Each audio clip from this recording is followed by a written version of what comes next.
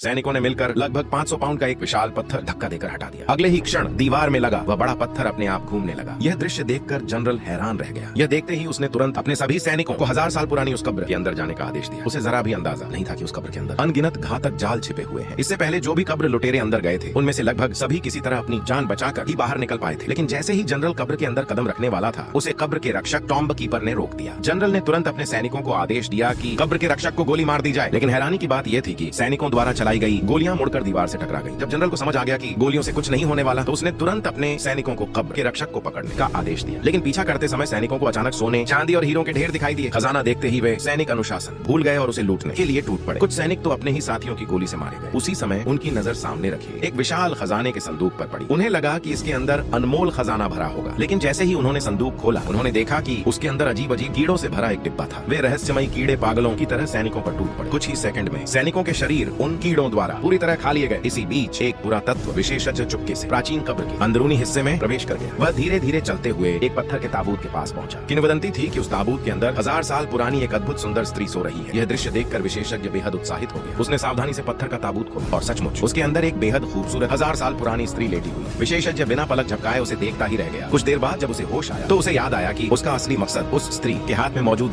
कीमती पत्थर था। इसलिए उसने उस सुंदर स्त्री के हाथ से जेड निकाल लिया। लेकिन अगले ही पल कुछ बेहद अजीब हुआ। वह सुंदर स्त्री का शरीर अचानक हवा में गायब हो गया।